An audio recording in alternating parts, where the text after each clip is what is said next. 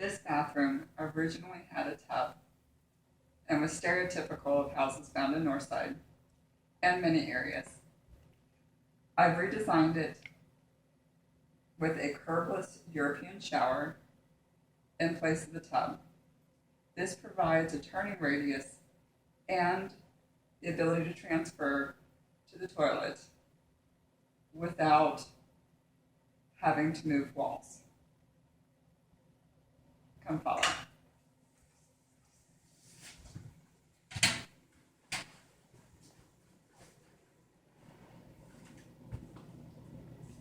Plenty of room to turn, provided you use a pedestal sink or wall-mounted sink.